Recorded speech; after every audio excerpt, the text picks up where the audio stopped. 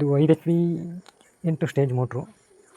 ಬೆಳಿಗ್ಗೆ 200 ವೋಲ್ಟೇಜ್ ಇತ್ತು, motor run ಆಗಲಿಲ್ಲ.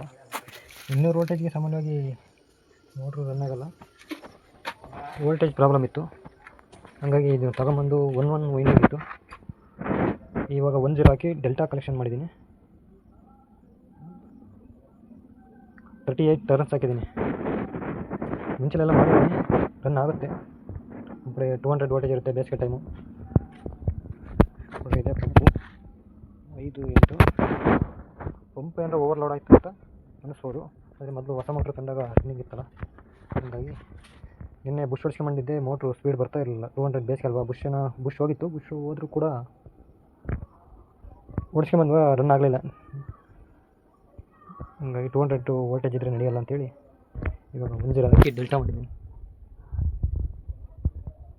ನೋಡಿ, ವೋಲ್ಟೇಜ್ ಪ್ರಾಬ್ಲಮ್ ಇರೋ ರೈತರು ಈ ಥರ ಪ್ರಾಬ್ಲಮ್ ಇದ್ದರೆ ಈ ಥರ ನಿಮ್ಮ ಹತ್ತಿರದ ವೈಂಡರ್ ಹತ್ರ ಈ ಥರ ಮಾಡಿಸ್ಬೋದು. 10 ಹಾಕಿ 38 ಟರ್ನ್ಸ್ ಹಾಕಿಸಿ.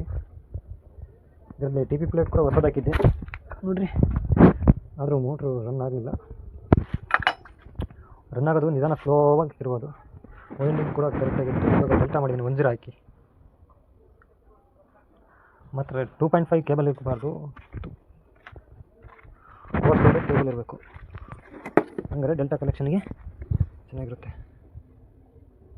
Night 11:30 time.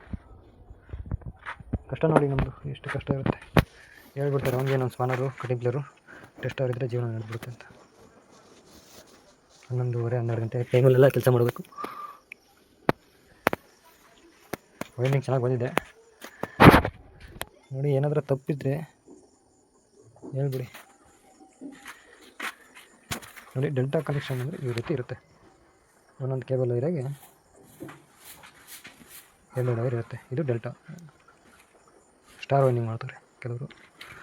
ವೋಲ್ಟೇಜು ಯಾವ ರೀತಿ ಇರುತ್ತೆ ಅದ್ರ ಮೇಲೆ ವೈಂಡಿಂಗ್ ಕೂರಿಸ್ಬೋದು.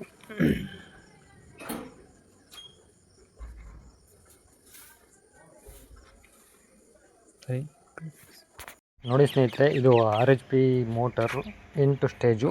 ವೈಂಡಿಂಗ್ ಹೋಗಿತ್ತು. ಇವಾಗ ಹೊಸ ವೈಂಡಿಂಗ್ ಹಾಕಿದ್ದೀವಿ. ಇವಾಗ ಸೆಟ್ಟಿಂಗ್ ಮಾಡ್ತಾ ಇದ್ದೀನಿ.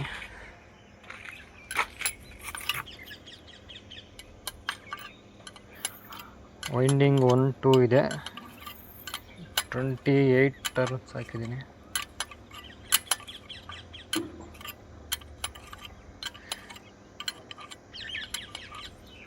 ವಿಡಿಯೋ ನೋಡಿದವರು ಲೈಕ್ ಮಾಡಿರಿ, ಕಮೆಂಟ್ ಮಾಡಿರಿ. ಏನಾದರೂ ಗೊತ್ತಿಲ್ಲ ಅಂದರೆ ತಿಳಿಸ್ಕೊಡ್ತೀನಿ.